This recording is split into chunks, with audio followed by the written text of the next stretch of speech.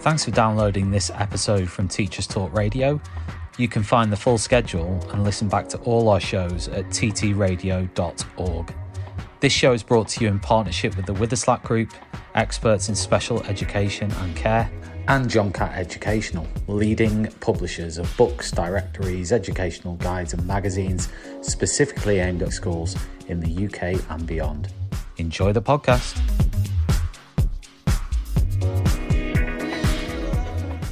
Good evening, everybody. Just checking this is coming through loud and clear. Good evening. Good evening, Lucy. Good evening, everyone. Good evening, Shaniqua. You're coming through loud and clear as well. Yes, I can hear you, Lucy. This makes me happy. I can hear you too. This makes me happy too. This is so exciting. This is our first time co-hosting a show together. Yeah. I mean, it was meant to happen. Here we are. Let's see how it goes. Oh, I can already see that someone's finally got their TTR radio mug. This is lovely. Really lovely. I'm exciting. Jealous. Sorry. Are you not sipping tea out of your Teachers Talk Radio mug? I don't actually have one. I'm very, very upset. I don't have one. But I'm really excited because hopefully someone today will get one. But I don't have one. Are you sipping tea out of your mug? Well, I think I do have one, but only because I bugged Tom Rogers incessantly and eventually got sent one, so I would be quiet.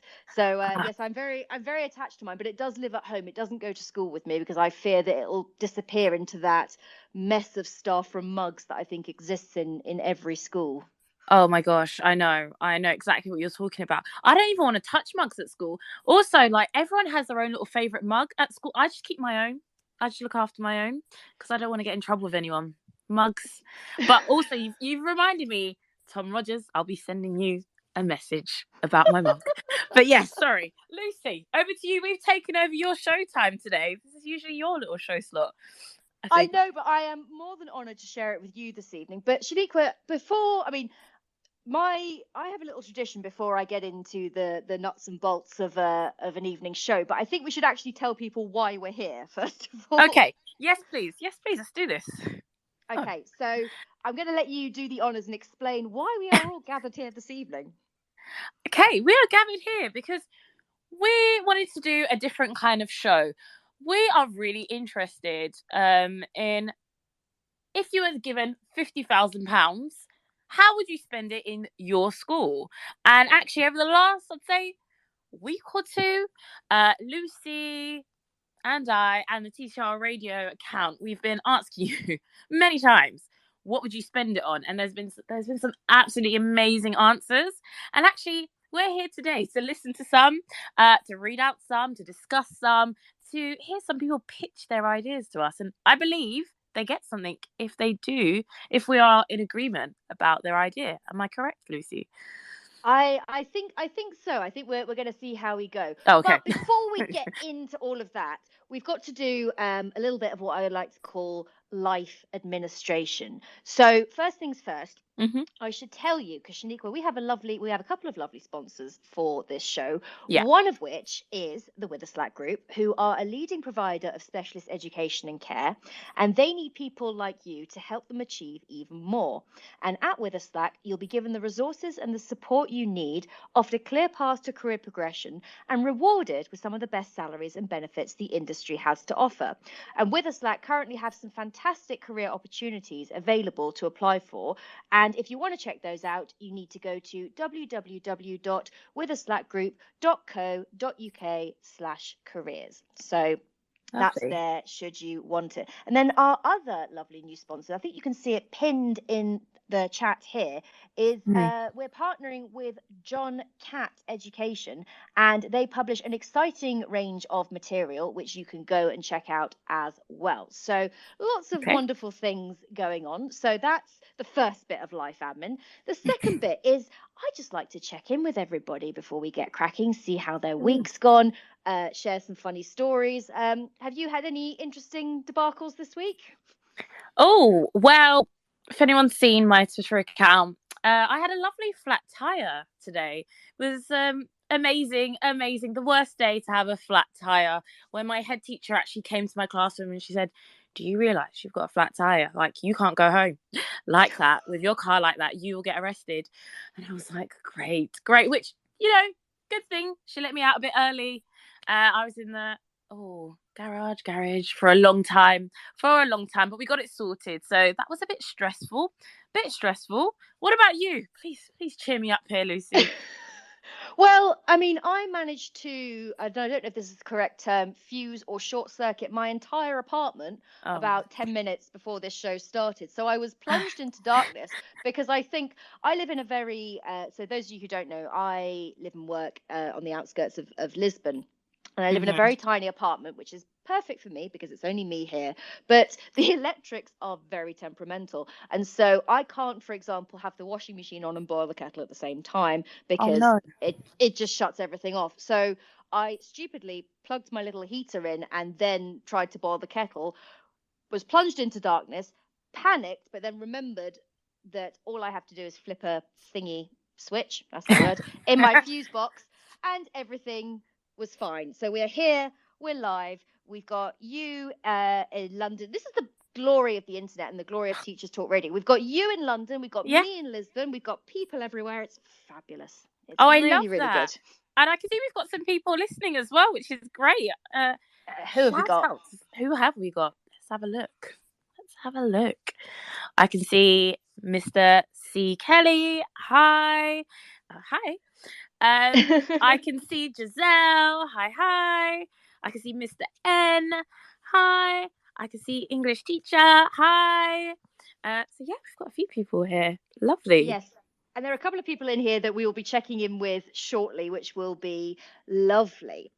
So any other kind of goings on in class, or just has Christmas set in where you are yet? Are you hearing jingle bells kind of tinkling down the hallway? Oh, not yet. I mean, I really wanted to start playing Christmas songs. I don't know if it's a controversial topic, but I really wanted to start playing Christmas songs, a bit of Mariah Carey at this time. But my deputy head was like, no, wait till December. And I was like, whoa, is that a thing? Do you guys all wait till December? I mean, I am controversially not a lover of Christmas, so the further I can push it, the better. This is kind of my famous downfall. But having said that, I am because year 5 we're doing a mashup for our song this year. We're doing Silent Night, and then it kind of trails off into them sort of sounding dreadful, and then we kind of do a sort of break into the whatever that, I can't remember what the Shakin' Stevens song is called. Merry Christmas, everyone. Merry Christmas, everyone. That one. Exactly that. But I discovered today, much like me, my children can't dance and sing at the same time. If we're doing a dance rehearsal, the dancing's fantastic. If we're doing a singing rehearsal, the singing's great. The two together, it's not quite coming together yet. Yeah. Oh dear, I want to see this performance now. Damn it. I bet it will be all right on the night. It'll be all right on the night. I hope so. I have a partner teacher who is an absolute lover of Christmas. So this is her baby and her brainchild, and I'm just kind of along for the ride. And she said to me, "You've got to be enthusiastic, Lucy. You've got to." I'm like, "I will. I'm on board. I can see the vision. I'm here for it." Because at the end of the day, Christmas is about kids. So I can get on board for that. Yeah, that's it. That is it. It's about the kids. It's about the kids. So we've got. Oh, I can see that Mr. C. Kelly said, we can't start with Mariah yet. She's not fully defrosted. Whoa. Check her Twitter. She's fully defrosted now. She's ready. She's ready to get that money. Just saying. I think she probably is cryogenically frozen for 11 months of the year. Yeah. That's brilliant. That's made my day. Right, should we get on with the matter in hand? Okay, let's do it.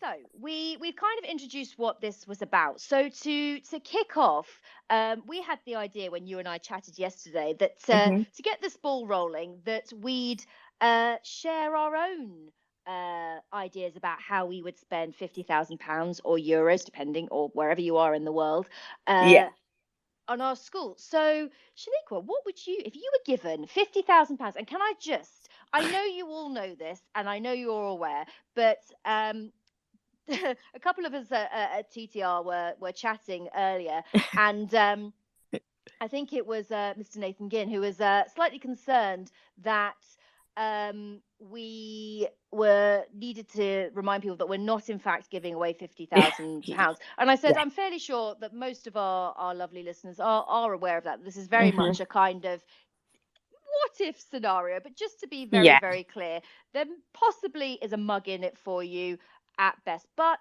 who doesn't love a mug? We're teachers. Between the stationery and the mugs, this is what makes us happy. Anyway, I'm digressing. Shaniqua, over to you.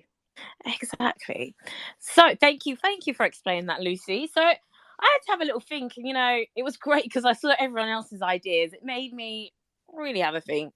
So I've got my real imaginary 50k, even though I know this is imaginary, but don't laugh.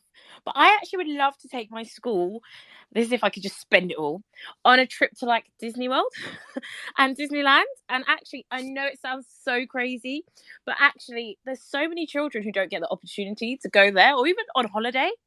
And, for me, it's one of the happiest places on earth. And actually, I find like these days, a lot of our children lose their childhood. And actually, I feel like Disneyland's like one of those places where they can just be a child despite all of the stuff that they're going through. And I think I work in a pupil referral unit. So actually, seeing those children happy and just not worrying about some of the things that they're going through in their lives, that would be amazing. But actually, all my money would be gone.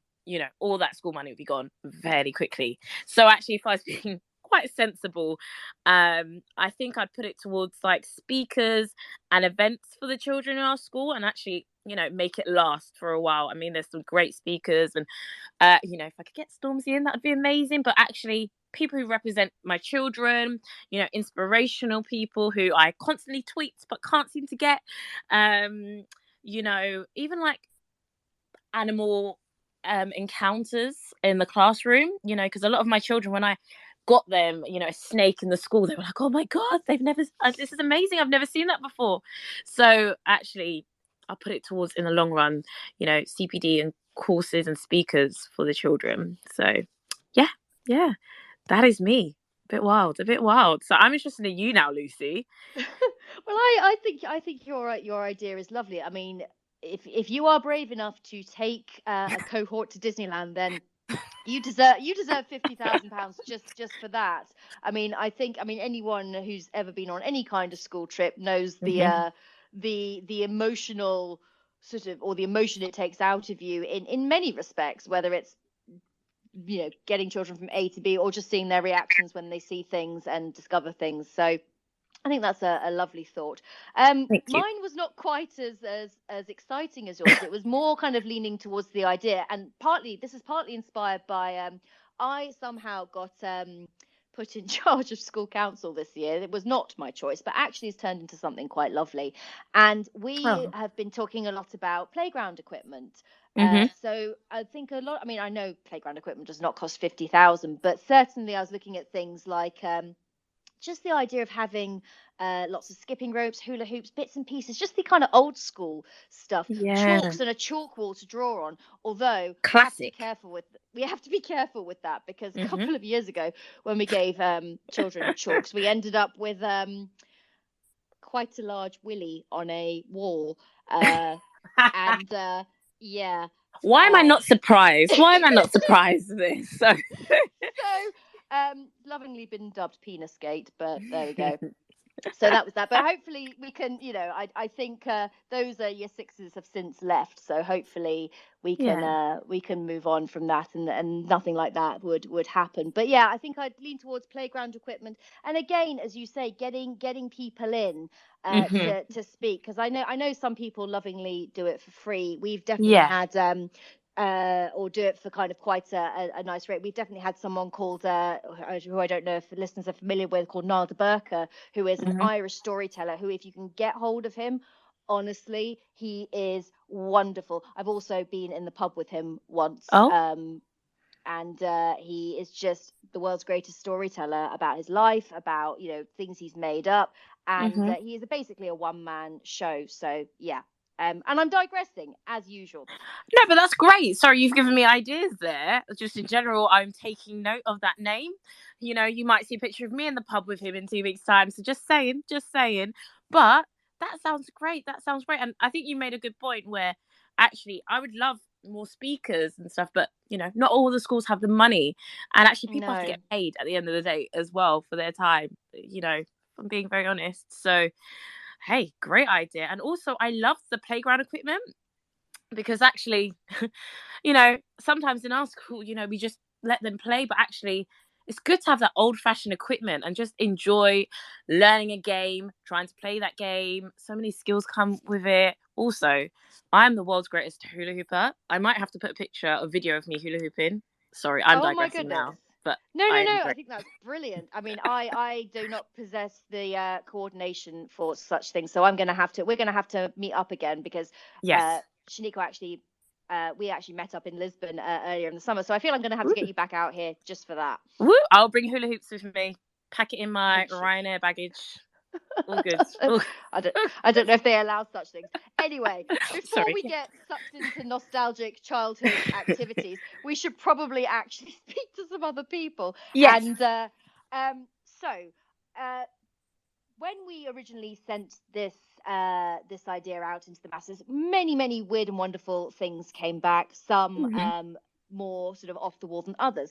But there are some people in here this evening who have very kindly volunteered, or rather been maybe browbeaten a little bit into sharing their ideas with us. So I'm going to turn over to English teacher, who I'm sure may or may not want to share her real name, but by all means can be under her alias as well, who is going to pitch the first idea to win this imaginary 50k, aka a Teachers Talk Radio mug. And I know she's there, who's been ready and waiting very patiently. So, English teacher, can you hear us? I can. Can you hear me? Yes. Good evening to you.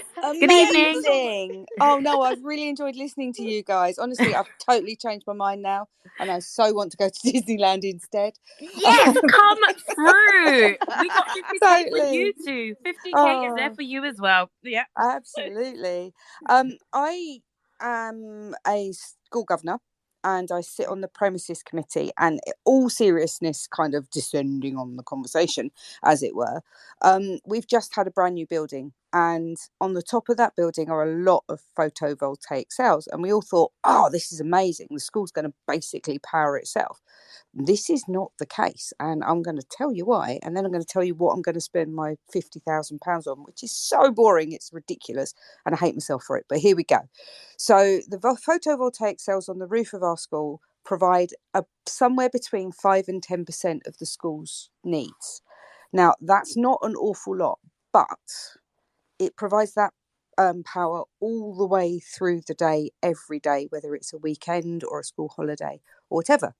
But because we're a public building, we are not allowed to sell our overgeneration back to the grid like a private generator. So my mum has cells on her roof, and she flogs her electricity back to the grid, and basically she doesn't pay anything for her electricity because it evens itself out.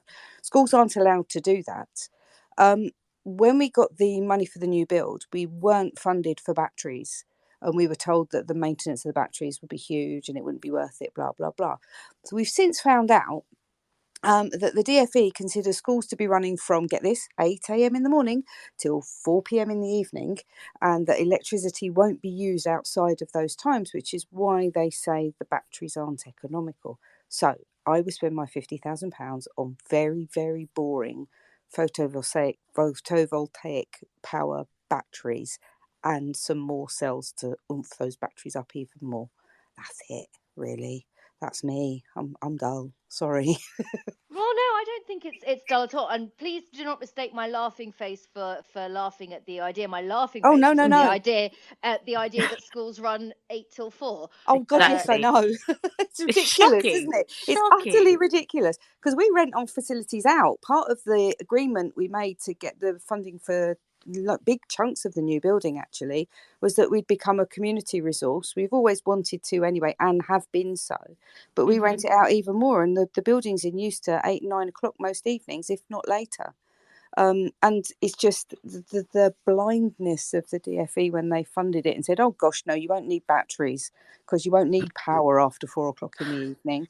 And no, we won't consider the fact that you might want to store this power up during school holidays to use elsewhere. It's bonkers. The cheek. I know. I'm getting angry now. Oh my god. No, please do get angry. We were all sat there on the premises committee because we're not particularly interesting meeting at all, but I went on it to learn a bit about how schools work, and we were just sat there with our jaws open going, it only provides how much? Oh god, the stories I could tell you, honestly. It's all very boring, but also utterly fascinating at the same time. It's very weird. It's extraordinary when we're being encouraged towards sustainability. There's a cost of living crisis in the UK. We've talked. There's an energy crisis, all the rest of it, and yet here you are as an innovative school trying to say, hey, we want to do our bit here, but you're not going to help us do our bit. Yeah. How does that work? No. And to add to my bid for batteries, I would also like to install a grey water system, which would mean all the water that runs down the sinkholes goes into a tank and then is used to flush the toilets. Oh, fantastic! They wouldn't install that for us as fitted because the school's built to a DFE shoebox model. And they wouldn't install the grey water recycling system because they said it was prone to algae and would need maintenance. Now, it's not difficult to learn how to maintain it and flush some sort of algae chemical through it once every now and then. And our water bills have gone up by 500%. Oh, wow! They took away urinals from the old building and they put flushing toilets in everywhere. We, ladies and gentlemen, we have unisex toilets. Ooh. And every single one is a flushing cubicle. So now the boys who had to get used to flushing the toilets at school, first of all, that was interesting. I can imagine. Yeah, absolutely. The boys have now got very used to flushing the toilet and might do it several times. And we're using a hell of a lot more water than we were in the old building. So the sustainable model that we were presented with isn't anywhere near as sustainable as we were expecting. So yeah, money spent on that would be money invested in the future. Oh wow, it's such a wise way of using money. Actually, wow, it's things I didn't even think of. Which just thank you for opening my eyes here. Oh no, that's why I joined. That's why I joined that committee because I was like, I know nothing about how a building runs. I'm not sure I really want to know masses, but I'll have a go. And I keep going, my God, this is so interesting, and I hate myself for being interested by it. But yeah. No, and I think this is where the future's heading. So you sort of sit and we're kind of joking away and laughing now, but you will be that person who'll be like, yeah, I was there when when all this started, and actually now we really do need to drive this forward, and actually this needs to be a much wider initiative because this is where we are. This is the reality with climate change, with everything else, with the price rocketing, and with politicians who do not give a monkeys, and that's a whole separate argument. I think your head is in the right space, and I hope that more get behind you, and I hope that the DFE acknowledge what you are trying to do and help you facilitate it. Yeah, I mean, there's lots of pots of money to apply to for everybody out there who's listening. Loads of things you can get, little things from tree planting schemes to installing wind turbines on the top of any big lights you might have. So yes, we you have, mentioned we have a Tiger Turf or whatever it is called, a 4G or something. It's got little recycled rubber pixels in it rather than sand, and all the lights around that have got little photovoltaics on the top of those to charge them up over the course of the day. It doesn't run them all night, but it runs them for a good chunk of the evening. So we're doing what we can, but the bills are just stupidly enormous, and it'll be the fuel bills that bankrupt schools. I can imagine it's not getting any better at the moment. So no, and if you've got a leaky building that's cold, and you're putting on heaters and the heat's flying out through the windows, then the bills are only going to soar. It's an awful position to be in. Just to stay warm.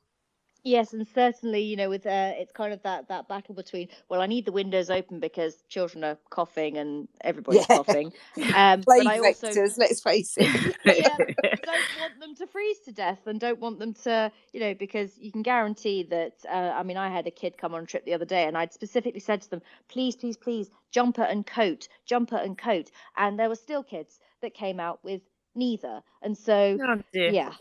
Yeah. Oh dear.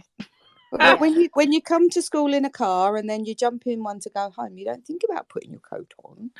No. Not at all. Wow. That is true.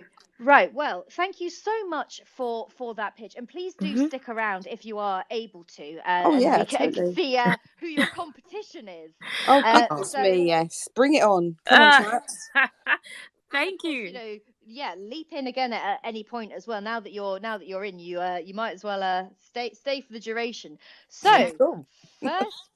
first bid for the 50,000 from English teacher who would like to essentially run a more sustainable school and have the funding to do so. So I think that is a worthy. That's a tough act to follow, Shaniqua. So what have you got for me now? Okay, well, I have got, and hopefully he's here, the amazing Mr. N. Mr. N, are you here?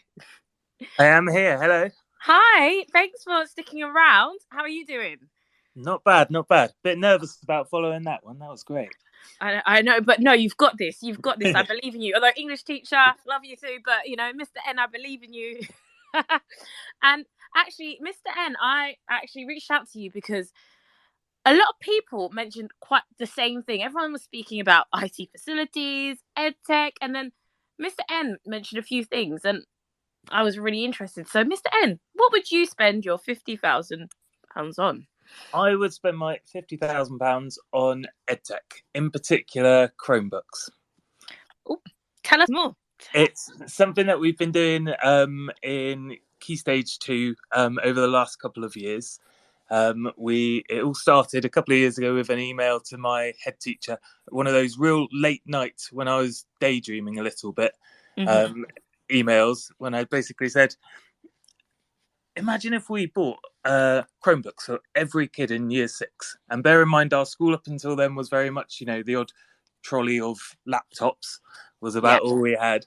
And sent him this email, put a load of what I thought was quite persuasive bits in there, expecting to get laughed at. And a couple of days later, I had an email back saying, yeah, go for it, which was a little bit worrying because I was then responsible for quite a lot of our school budget. So we bought 90 Chromebooks for year 6, and the impact has been absolutely amazing. And it's just, I'm not really a techie person myself. I have to keep trying to persuade people this. But just seeing the difference between what we do now and what we were doing a few years ago is immense. And we've rolled it out to years 5, 4, and 3 as well now. Oh, wow. And it's absolutely brilliant because the kids are just learning so much more independently. It's really helped us in the classroom because it's like you've got almost like a one-to-one TA for every child in the room, and you can do things like, we've got some really amazing programs that we use. I'm going to do some plugs here, even though I'm not paid for this.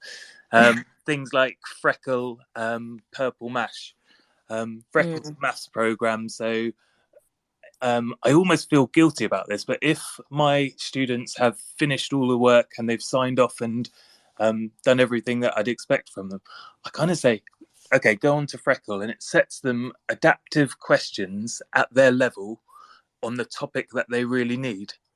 Wow. And I kind of think, if I was to prepare all the resources for every kid in my class to have questions at the right level beyond what we're doing in that lesson, I'd have to print off so much paper. Yeah. We've also got things like we've invested quite heavily in Google Classroom as well. And you get some amazing moments. Like, I set some computing homework earlier this week, and I just kind of set it. I did a little demonstration video and set them off to do these tasks. And they were posting them all onto Google Classroom. And just had the loveliest chat between them all. And they all started posting their games that they were doing in computing. And the comments from, saying, oh, you've forgotten to do this, or have you thought about adding this? And it was just this long stream of this lovely conversation of them helping each other and showing each other what to do. And I kind of thought, I've done nothing apart from start the homework there, and they've taken it all this way by themselves. So it's really lovely seeing how they can work in that way. Wow. Do you know what? I was listening and I was just smiling, listening along, because you sound, so proud. And actually, it really does sound like it's changed, the lives of the children in your school, even changed the lives for you as teachers as well, just, making things a bit easier. Yeah. And actually, I loved how you said we started off with just, year 6, 90 in year 6, and now you rolled it out, I believe, in year 3, 4, and 5 as well. Yep. So amazing. You're making me want to change my idea now to some Chromebooks as well. Can I take Disney World back and change the Chromebooks, Lucy? I'm gonna put in a green pitch as well, because in the initial email I started doing some maths on the on the back of an envelope of how much paper we were using and how much paper I thought we could cut down on. And per class of 30 students, we are reckoning we're saving about 25,000 sheets of paper per year, per class. Oh my gosh. So across our year group, that's about 75,000 sheets of paper per year. And that's obviously being multiplied across the year as well, across every year. Wow. So it's amazing. And that's a big cost saving for the school as well, which is really nice. Particularly recently, paper's trebled, kind of like the water bills had as well. Mm-hmm. Mm-hmm. So it's a real big cost saving. And obviously we can keep the Chromebooks for a good 4-5 years, possibly even more if my head gets his way. No, I love, and do the children, I just love that each child will have their own Chromebook. Sorry, I just know about the famous trolleys, and we have that trolley, and it might not always be there, the laptops might not always be there, but Chromebooks, actually, I noticed in the comments, Chromebooks were mentioned quite a lot, so I believe they just sound amazing. English teacher, Lucy, what are you thinking? Well, English teachers had her hand up. Yeah, so I have been really good. Mm-hmm. You have been. I did see amazing. We weren't ignoring you. I know. You there. I know. Best you don't. We have Chromebooks at our school at the moment, and I can echo exactly what Mr. N said. They've saved so much paper. Our year 7s, well, my year 7 class last year, I did a bit of an experiment, and we did everything on the Chromebook, apart from assessment writing, because maintaining handwriting standard has to still be a consideration, because they've still got to write their exam papers. I'm in secondary, in case you haven't gathered. So if they're not keeping the handwriting up to scratch, it's not only the quality of the writing, but the amount that they can produce, and the kind of the muscle tone and things gets a little bit lost. So there is still some writing going on, but they used 1 exercise book when I would normally have expected them to use 3. So across 6 classes, that's a phenomenal amount of exercise books. And then, as Mr. N said, if you multiply that up, that's forests, and it is well worth doing, definitely. The only thing I will say is that they're a absolute dickens to supervise. You need a really good bit of monitoring software. We use Impero, but there's lots of other softwares out there. But you need something that lets you see what they're doing, because they're very quick to navigate away from the game as you walk behind them. So you need to be keeping tabs on what the students are doing. But otherwise, Chromebooks, absolutely, they've liberated a lot of time and a lot of resources. We really like them. In primary school, it's quite funny because they haven't quite figured out what history is yet. So when I walk up, and if I've been a little bit suspicious about something that someone's going on that they perhaps shouldn't have been, I'll go up and I'll press Control H to bring up their history, and they think it's some kind of witchcraft that I can see the past of what they've been doing. So I've done that slightly publicly a couple of times, and they're all a bit worried that I can, magically summon whatever they've done in the past. Wow. Also, when you said that, I just pressed Control H. Guys, I've learned something new. Mr. N, I didn't even know that you could do it like that. Wow. It's all there. There's also a rather wonderful thing. So I'm dyslexic myself, and I just happen to teach a slightly lower set English group. And it's only this year that I've done similar to what English teachers doing as well, and allowing them to write their first drafts on the Chromebooks. And it's just lovely because they can delete their mistakes. And it sounds really simple, but I found in the books they were kind of so ashamed of their work sometimes, even though I'd celebrate it as much as I could, because they'd made mistakes and they hated seeing all the different crossings out that they had to do. So on the Chromebooks, they can do their first draft and they can just delete the bits that they don't want to see and, you know, pretend that it's never even happened, which is exactly what I do when I'm writing myself. I never do anything without planning it first. So it's really lovely. It's just given them that freedom, and then all they write up is their final draft of it, all their own work, and it's still got their own mistakes in, but it's without all the ones that they've managed to find themselves. So they have just that extra bit of pride, which is really lovely. Well, that's awesome. Yeah. And what a pitch as well. I think both those pitches so far have been phenomenal, and I'm right behind both of them. So yeah, I mean, gosh, Shaniqua, I don't know what we're going to do here, but while we're all here, I've got a list of some of the other ideas that came up. I mean, I don't really know how you follow two pitches like that, but the lovely Tom HB very kindly did manage to kind of grab, as these were coming through thick and fast, some of the highlights. I don't know if I'll get through all of these, but I don't know if you've got the list to hand as well. But I've got some more as well. So you start off, and I'll add some to your list. There we go. Sounds grand. So there were a couple of people who were liking the idea of a log cabin or outdoor classroom. So that was the lovely Nathan, and then also at Geography Carrie. Then we had someone who's thinking of us teachers, who is C Razzle Dazzle. She does mention Headspace, which, by the way, in a side note, is actually free for teachers, but subscriptions to things like Audible and the Times, just to help teachers take a break when they need to. Although I've never been able to do the Times crossword, so I don't know. I'm more, I think, I don't know what kind of crossword, probably one off Twinkle rather than the Times. Tech for Every Child comes up regularly as well, echoing what both our lovely guests have said. This is a lovely one.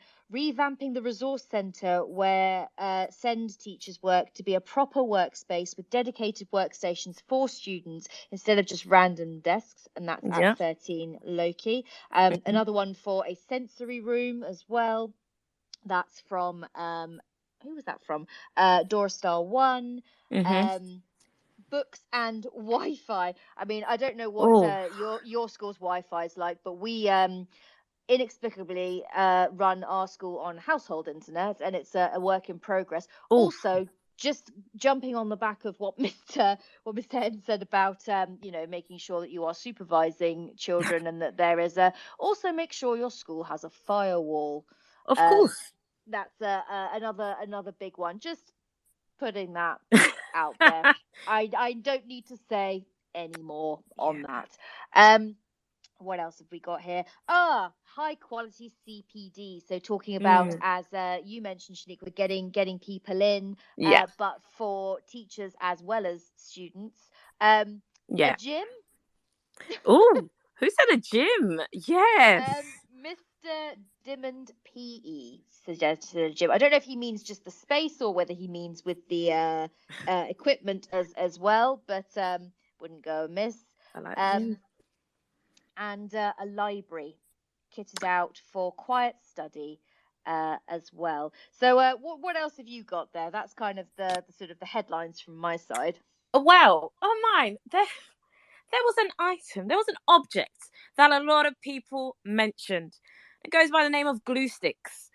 We had Finchy 2001, Matt Jones RE, Mr. Oates So Simple, Headless Head Teacher, Andrew Warner, and so many more people mentioning glue sticks. Guys, what's going on with glue sticks in your schools? Like, where are they going? But my pet peeve, I can't lie, is, and I hope my old deputy head doesn't listen to this, but just, those glue sticks that are not branded, the really, really cheap ones, because they don't even stick.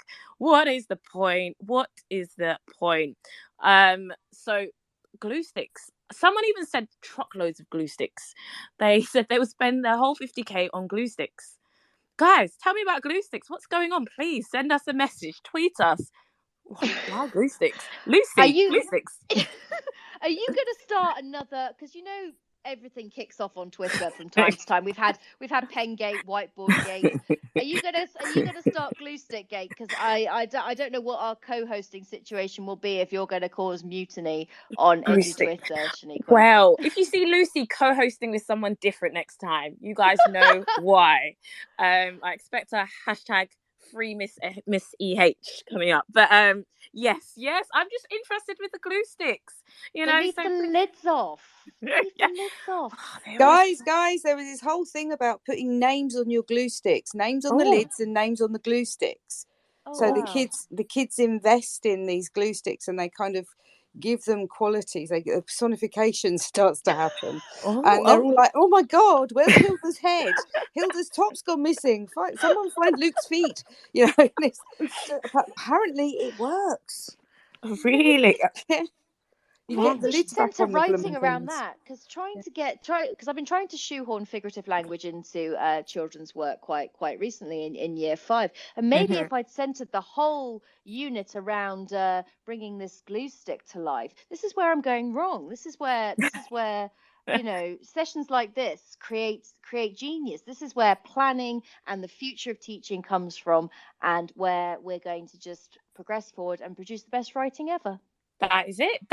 And even I look at Mr. N, who has tweeted, buy Chromebooks and you stick in less sheets equals less glue sticks. Thank you. Hashtag sorry, not sorry. Thank you, Mr. N. There we go. So I think, a machine. He's on it. Oh. I love it. So we had glue sticks. That was mentioned a lot. But I also read from Biki Bupta, and she said a school dog. And actually, I thought that was great. I'm currently in a school with a school dog, and my last school had a school dog. And actually, she said she would spend the 50k on buying a school dog, but also the things that come about it, where she spoke about insurance and food and training and all of that. And I thought that was a great idea, actually. Very great. I don't know if any of you are in a school with a school dog. We have one. She's absolutely delicious. She's so nice. There's a little whippet because they're hypoallergenic. So nobody, and she's so small and cute that even people are scared of dogs. Don't find her too frightening. And she's a emotional support dog. So all of our students who are really struggling and getting overwhelmed, they come and collect her. And they take her for a little walk around the field, or she likes to sit on laps. So sometimes she gets cuddles, or you can't brush her because she's got virtually no fur. It's really sleek and smooth. But she's really a part of the building now. Everyone wants to know how she is. And when she's not in, everyone wants to know why she's not in. But she has Thursdays off because that's her self-care day. When she only comes in for sort of 3 days at most in a row. But she's absolutely such an asset to the school, and so many kids will talk to her that won't talk to a person. So they're walking along with one of the support staff who's just supervising them, and they're talking away to her about things they haven't opened up about or sharing their worries. And it's just a beautiful, beautiful thing. So yes, sport dog as well. Gosh, how many 50,000s can I have, please? All of it. All of the 50,000. All of the imaginary 50,000. Just have to make that clear as well with everyone again. Reminder back into caveating it again. God, Shaniqua, what else have you got? Well, I've got some more, but actually, I've invited Mr. C. Kelly up. Hi, are you there? Hi. Oh, hello, sir. How are you doing? I'm very well. How are you? I'm good. Shaniqua, how are you doing? I'm all right. I'm enjoying this. It's been great. And you've been here from the start. Now, I'm really interested to hear how you would spend your 50,000. I've got a couple of suggestions. One's really, really boring, and one's potentially a little bit controversial, and it might raise a few heads. So my first one is something that I feel goes amiss due to budget constraints in schools and bits and bobs. I would spend the £50,000 recarpeting and repainting the building because budgets don't stretch to that. And my room, like, I'm not going to throw shade on my school, but I have now got a polka dot of historical chewing gum carpet pattern. Yeah. Gross. So, not great. Just something like recarpeting a building and giving it a lick of paint, it would lift it so much. Mm-hmm. Yeah.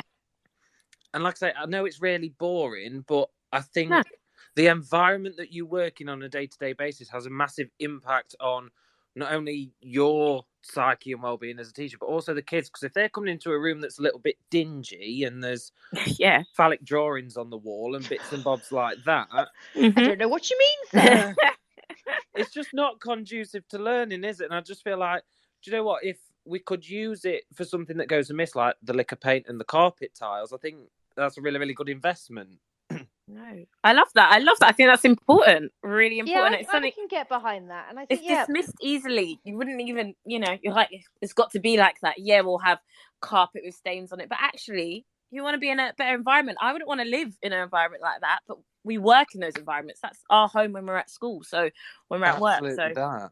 Preach, Mr. C. Kelly. Continue. And my second one, and like I say, this might be a little bit controversial, is I don't feel like sometimes, and this is just me talking on personal experience and my experience as well, I find residentials and trips a little bit exhausting. Forgive me for saying it, but I feel like you're on call 24/7.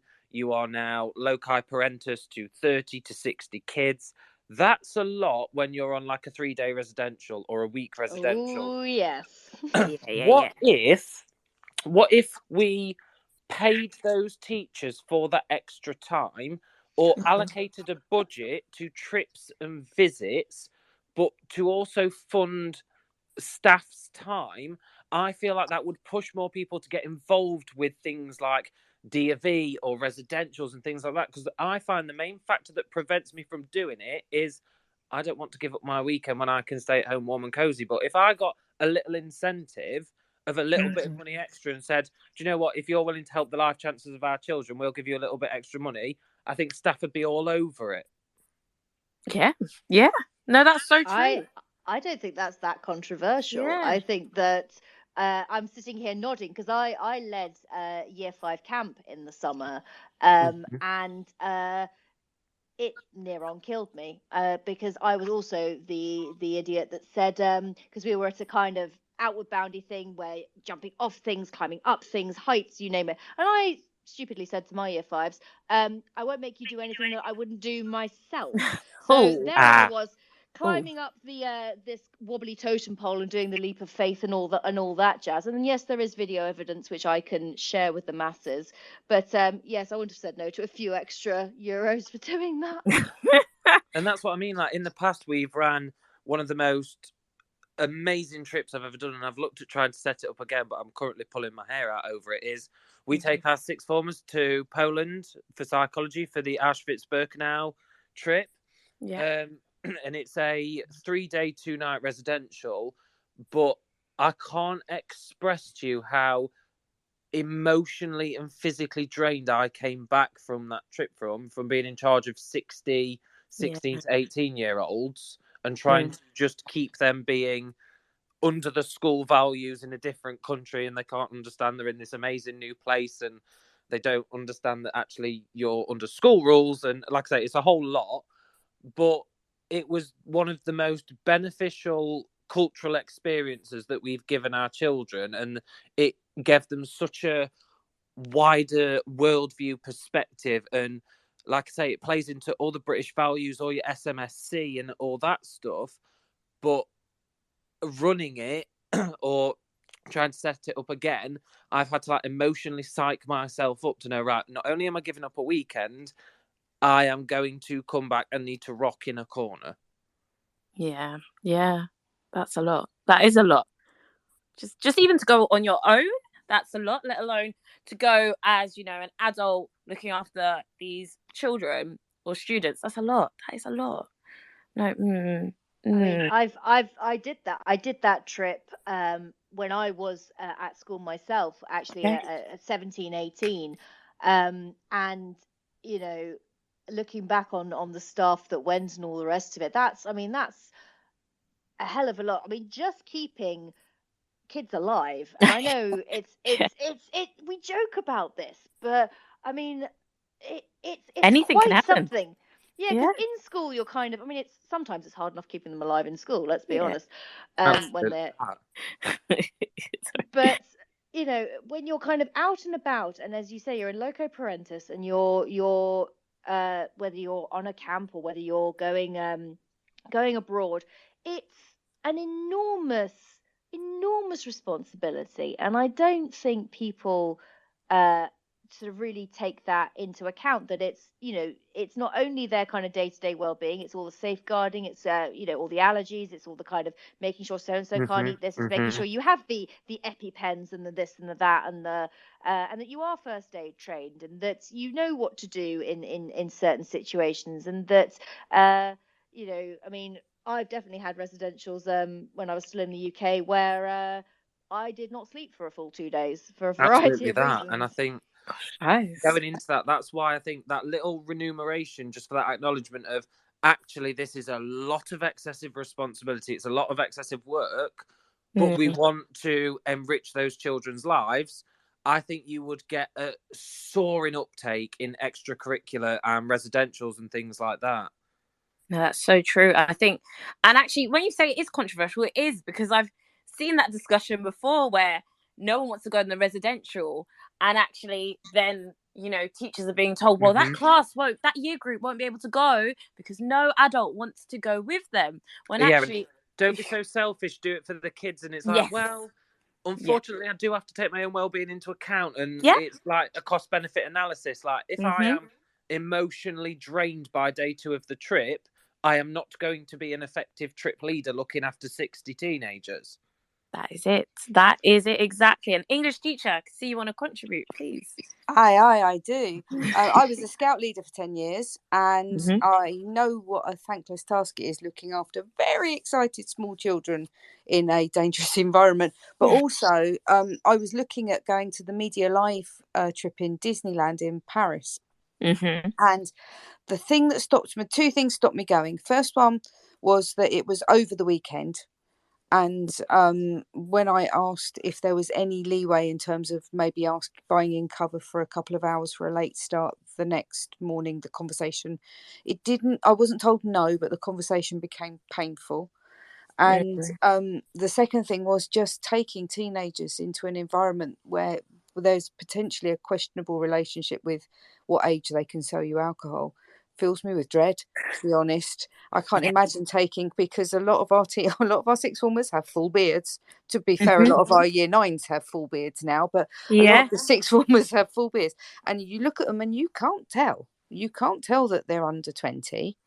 And the idea of having been that teacher that has allowed a child access to alcohol and there's been an awful thing happen is one of the reasons why I kind of stepped back from it and thought maybe not, actually.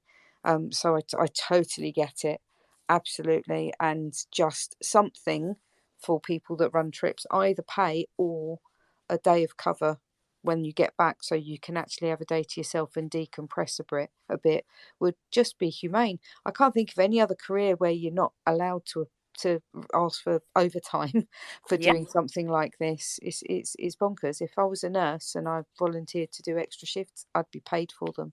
And that's it, isn't it? Because there's this expectation that you'll do it to benefit the kids and do that. But where's the parity between other professions? And going back to that thing that you mentioned, like, I can't explain to you how exhausting it is to have eyes in the back of your head with teenagers, because yes, they are clever, and to be fair, everything that they tried to swing the lead with, I've probably seen before and I've heard it before. So we were able to monitor that, but also it's that physical and mental exertion of going, right, I've got to be on my 100% A game in a country I'm not familiar with all of these other people's children. It's a lot. Yeah, that is a lot. That is a lot. Gosh. Especially when they lose shoes on the plane. I got off a plane once with a group and one girl had one shoe on her foot and we never found the other one. Oh my god! Never. And the air stewards went up and looked on the. Nope, not there. How does that even happen? I have no idea, but I can guarantee you, if it was at all possible, a teenager will find a way to do it. It's just insane. I'm gonna fall asleep thinking, where are her shoes? Where were the shoes? Hashtag, where are those shoes? Well expensive. That was Nightgate. That went on for the whole 2 weeks. They talked about that. Yes. Hashtag Nightgate. Hashtag glue sticks. I'm loving all of this. Wow, Lucy, there's so many great ideas that people are giving. Oh gosh, I know. And what's been great about this is that everything has a story attached to it. I feel like that everyone we've spoken to has not just, because my worry was, and I'll level with you, Shaniqua. My worry was when we did this that people will kind of fling out suggestions and then kind of not want to sort of say anymore. They just sort of be like, oh, maybe this, oh, maybe that, oh gosh, another one of those tweets where they're asking one of those questions. But I have loved this, and this has been great, and the fact that it's kind of expanded out into thinking about deeper things as well, I think is hugely important and really, really great. I love that how it has happened like that. But also, can I just shout out that I have seen some tweets, and I can see that Giselle said that she was listening with her roommate, who is a kindergarten teacher, and they both agree that there is one thing that all schools need, and that is a bar in the teachers' lounge. And I can see there's a petition to turn every staff room into a secret speak easy. Lovely. My house is a bar right now. So I feel like we need to start thinking, who do we choose? What happens now, Lucy?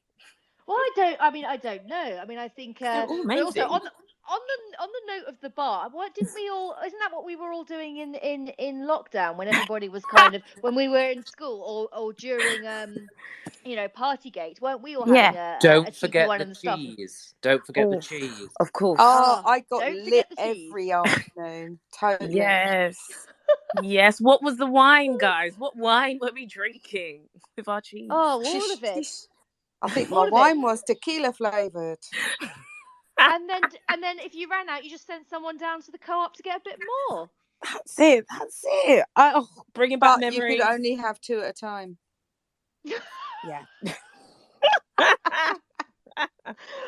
Oh, honestly, when you put it like that, oh gosh, we could go down the rabbit hole here, couldn't we? I mean, it feels like that I mean, when you think about it, that wasn't that long ago. That was recent times, and I think that the fact that we were, I mean, I talk about this a lot, but the fact that that was even suggested as remotely seriously as to what we were doing, and the implications, just kind of come on, nah. It's ridiculous. Yeah, you're bringing back memories now. Oh my gosh, what a time! Totally. I know. I mean, honestly, but I think, I mean, a bar on site, I could get behind that, strictly for after hours use, of course. Of course. Although I don't know if you've heard stories, Shaniqua. After school. After school. But I mean, I'm sure I've heard stories where teachers would go to the pub at lunchtime. I'm sure my parents have told me stories of when they were at school, and that you could smell it on a teacher's breath kind of in an afternoon, because they'd had a cheeky few at lunchtime. My mum was a primary school teacher, and I swear to God, every Friday afternoon that lot went to the pub.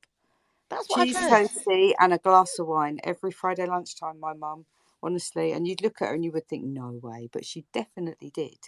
That's what I've heard. That's every Friday. Like, I think, one of my old school primary school teachers, once upon a time, she was telling me that, on a Friday at lunchtime, we'd go to the pub and then we'd come back. She was like, that's why you guys always had golden time in the afternoon. I was like, oh, I thought it's because you cared about us, because, we were great students and you wanted us to have fun. No, it's because you were drunk. They're lovely.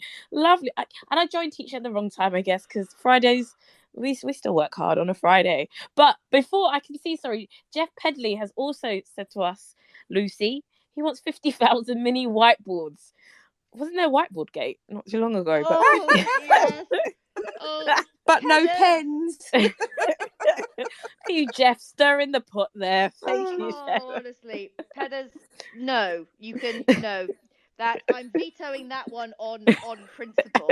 Do I have that power? I don't know. We're making up the rules as we go along here. Yeah, we but are. no, I am vetoing that on principle. I'm with you, Lucy. I am with you. Oh, Lucy, it's been great to hear everyone contributing all these great ideas today. Honestly, it has been. But now we're stuck. Like, I don't know. I mean, unless there is. I mean, before we attempt to choose a winner here, is there anyone else out there who's going to stick their head above the parapet and share what they would spend the 50,000 on? And if you mention whiteboards, then I can't be held responsible for my response. Can we remove if it's Jeff? Can we remove you, Jeff? I'm joking, Jeff. It's all would we dare? But is there anybody else who has had a thought or thinks that I can see Mark Cratchley. Let's bring you in. Yes, please. Mr. Mark Cratchley, how are you doing? Evening. Hello, how you doing? You all right? All good. All good. How are you? Thank you. Yeah, so I haven't been able to get chatting. I've been busy doing the washing up, so I can finally contribute today. Oh, yes. Wonderful. I would spend money on an amphitheatre. Build an amphitheatre outside the school. So a couple of weeks ago, we had the first English kind of drama group coming into the school, a travelling company. And it was the first time a lot of the kids had seen a live performance. Certainly since lockdown anyway, if not at all. And I think having an amphitheatre would just increase the opportunity for touring companies to come in and visit the school, enrich all the cultural capital, enriching the cultural capital. The students could use it. You could rent it out as well to local companies and bands and that kind of thing. So something like that, which would be beneficial to the students and the school financially. Oh, I think that's lovely, and also the idea of connecting schools with communities as well, which I think sometimes gets forgotten about too. And if you can kind of, the idea of you spend money and you invest in things, and I think that there is a way of kind of bringing, once you invest, then okay, it's not just for school use, but for other people's use as well. Yeah. I really like that. And just even the thought of like live music for everyone to listen to and actually see, YouTube is, children are constantly on YouTube. My 2-year-old little cousins can just click on YouTube, but to be able to see live performances, I think that's so great. So yeah, it's different. When you said amphitheatre, I was like, oh, this is different. I like it. And I'm guessing, would that be outdoor, Mark? Yeah, which obviously in our climate isn't necessarily the best thing. But yeah, if it could be kind of semi-covered, perhaps, I don't know, spend a little bit extra and get a kind of a roof or I don't know. But yeah, basically it'd be outdoors. Like a mini Wembley. Okay. Yeah. Love it. You have delusions of grandeur with the sixth formers there with their sixth form bands and that kind of thing. But that's what we want, nurturing the talent of the future, and talent may or may not be in inverted commas. That depends how you feel about your class's talent. And although I didn't know how many show offs I had in my class, and it's until you bring out the Christmas performances or the end of year performances, sometimes the ones you don't expect suddenly are the shining light. So I love all that. I think that's great. That's absolutely When the company came in a couple of weeks ago, it was there were some of the kids who expected to kind of get into it, but there were a bunch of kids who you wouldn't anticipate would enjoy that kind of thing. They were really into it, and they did a little Q&A session at the end as well. So the actors were in character, answering questions, and they were really getting into it. It was so good to see. So, I'm loving this. You guys are just making me smile today, hearing about, I can see we actually, we're educators and we care for, each other. Like when I think about Mr. C. Kelly, what he was saying, and actually the kids, like just hearing everyone's ideas and how we can better, these children's lives from everything, Mark said, English teachers said, Mr. N said. It's just really nice to hear, actually. Really, but also really sad, some of the stuff when I'm thinking like, a lot of us, we don't have the money for this. We can't afford these things in reality. So mix of emotions. Sorry, Lucy, I'm going on a tangent here. No. You think out loud, because I echo what you say. I think that, as we've said, yes, this is all in a bit of fun, but actually it does bring to the forefront some of the stuff that is desperately needed, and some of the things that are being neglected. And when we're talking about this, as we look into teachers, the very real possibility of strike action over pay and things like that happening, cost of living crisis in the UK, energy crisis, all these things we've touched on. So as much as we don't want to bring a downer to this, it does kind of say, okay, well, hang on a minute, why don't we have these things, or why aren't these things higher up the agenda? Yeah, it's so true. English teacher, do you want to say something? Sorry. Yeah, I do, because you guys are too miserable now. Yeah. My daughter introduced me to a track that I thought everybody might enjoy, so I'm just going to share it with you guys. The lovely Jason Manford, once stand up, now restyled opera singer or whatever it is he does. He's brought out a track called Assembly Bangers, and it's bloomin' marvelous. It's like a 1980s sort of electro club beat, but it's got everything from Sing Hosanna to Were You There When I Was Hungry, and all the other songs we all sang in assembly. Proper assembly tunes, honestly, and we were just popping around to it, and it's fantastic. So on a little up, maybe £50,000 to sponsor assembly music, but ultimately it's really good. I just had to share, sorry, because I was like, I need to tell people about it. It's brilliant. No, that's and thinking about that amphitheatre and the live music and everything else, those experiences they live with you for their whole lives. Here's me in years old, and I can still remember all the words to those songs I sang when I was 5. So they leave an impression. They really do. Oh, they do. I remember having to go to hymn practices at primary school, and Yes. I have no singing voice whatsoever. Like, it's tone deaf would be a colossal understatement. And I had 3 best friends, and they would fight over who would have to stand next to me, because they're like, no, I can't stand next to Lucy. It's that bad. No way, Lucy. No way. Genuinely true. Just before and I'm not trying to delay this vote, well, I am, because I can't make a decision to save my life. Yeah. But there are a couple more just on my on this list of fantastic suggestions, in keeping with when we were talking about having our own mugs. Another suggestion that I can't believe I didn't include already, from Mass Impact, which is teaspoons with GPS trackers built in, so I can work out who's stealing them. Ooh. What happens to the teaspoons? Ooh. Well, teaspoons go missing a lot, though, don't they? Yes, but what happens to them? Where are it's like the glue. Where are people taking them? No, but really, where does the teaspoons? Where do they go? Where do they go? That's why it'd be good to have that little GPR, whatever it was on it. GPS. That's what I said. Oh, I've got GDPR on my mind. Sorry, but yeah, something else entirely. yeah. Okay, so you had that about the teaspoons. Wow, I had someone, and they just said Pringles. They just said it was Steve Easton who said just Pringles. He'd spend £50,000 on Pringles. That's a lot of Pringles. That's a lot of Pringles for his children.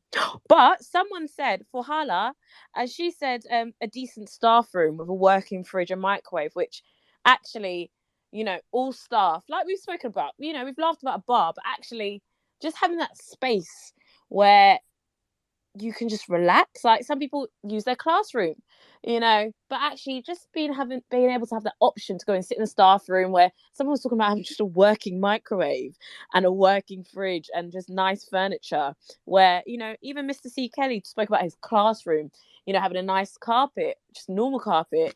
It's the same in a staff room, surely. That's your space. Oh, so most definitely. On that. Yes, guys. Go for it. So I work in a really, really big secondary school. I think we've got about 1,800, 1,900 kids. Oh. We haven't got a communal staff room. And I think if we could potentially spend that money on not only a communal staff room with facilities, but also a staff well-being space, because I feel like we invest so much into the children's well-being. What about ours? Where is our safe space to go in a PPA if we just need a comfy beanbag and to sit and watch a sensory light? And I know it sounds ridiculous, but I would genuinely feel so much better if I had a space where I could just sit in a room on a beanbag and just soak up my day or my lesson that went a bit pear-shaped or something like that. So not only the staff room, but like a well-being space as well. Yes. Yeah. Oh, I love that. And now I want a beanbag, and I'm not. I'm like I've still got. Oh yes, I feel like Churchill, the nodding dog. I can imagine you right now. Sorry. Yeah, just sitting there nodding.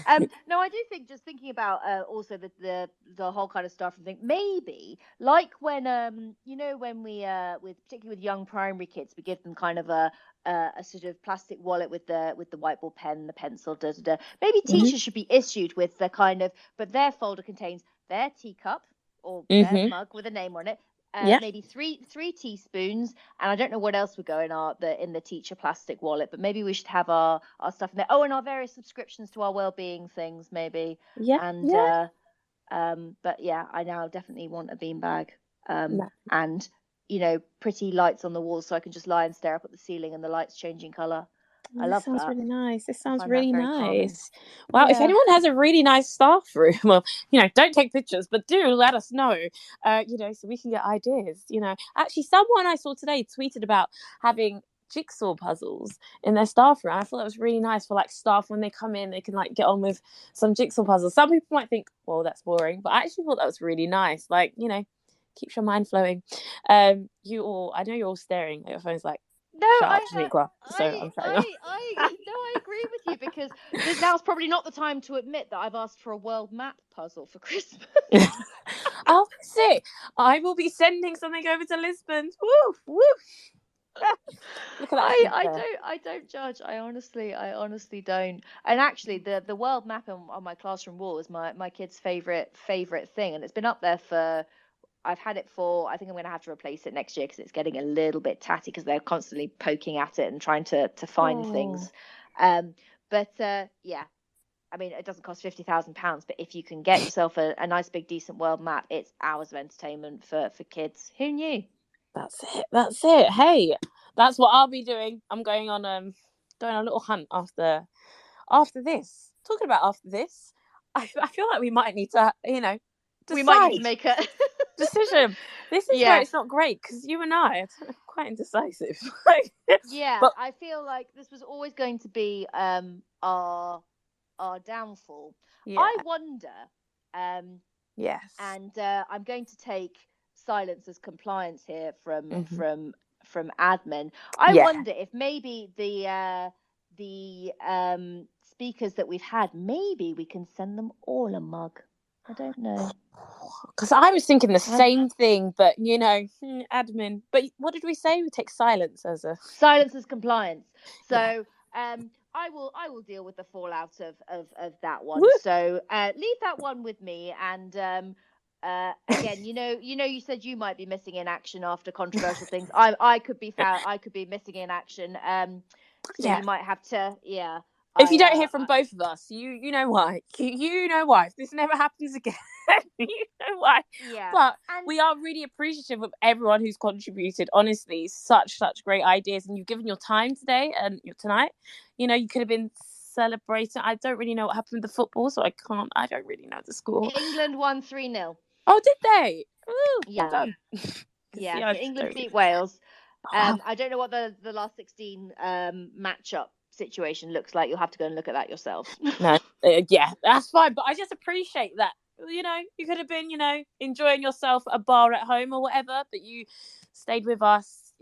Mark was doing the washing up, he came along afterwards, much appreciated. So just thank you, everybody. Thank you. And the mug situation, I think this is our inaugural 50k show, I think we can maybe send a few out, but going forward we might have to stick to one Just per one. show. Just don't one. want to wind up the boss, because I'll get in trouble. But well done to you guys. You got a mug, because I don't have a mug, so I don't have a mug. So but louder well for the people in the back, Shaniqua. I don't have a mug, but well done to those of you who have won a mug. No, seriously, well done. Thank you. Well, this has just been basically an hour and 15-minute long pitch for you to get a mug, hasn't it? It really has. Yes. Hello. I received a mug this week, actually, so you're very welcome to have mine. Oh, bless you. Oh, the admin, I hope you heard that. I'm sending you so much love, Mark. Oh, thank you. I don't feel like a mug anymore now.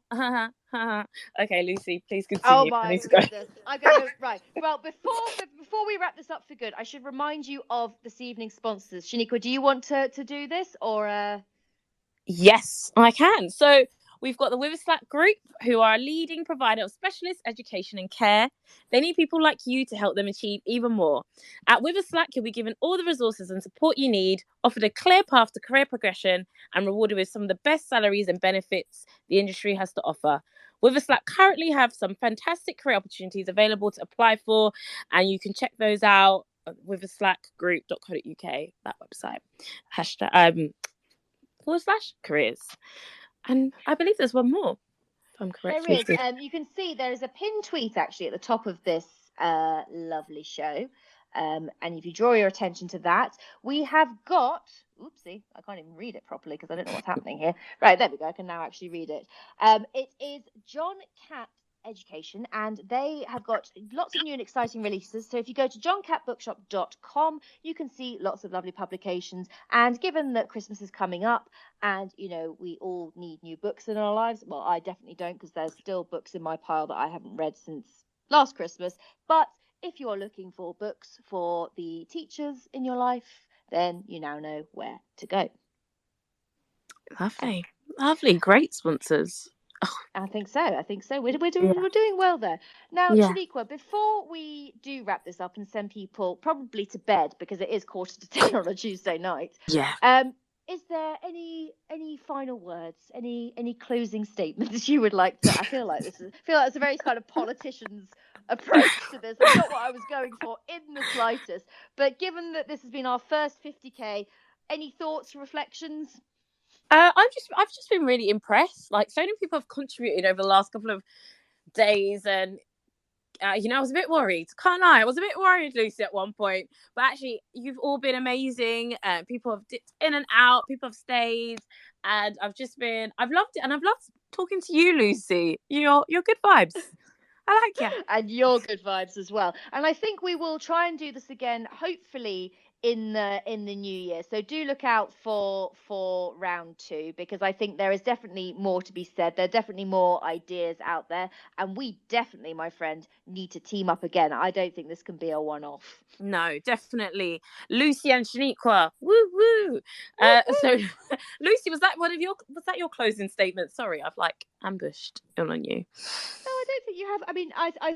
I think you've said it all. I don't think I really need to add to that. I think it's been incredibly impressive. I've been very invested in the stories, and there's definitely some campaigns that we need to get behind to ensure that our schools are being the best that they can be. That's so true. # where are her shoes as well. But thank you so much, guys, and I hope you have a lovely rest of your evening and a great week. It's been a blast, and we will talk to you all soon. Have a lovely rest of the week. All right, bye guys.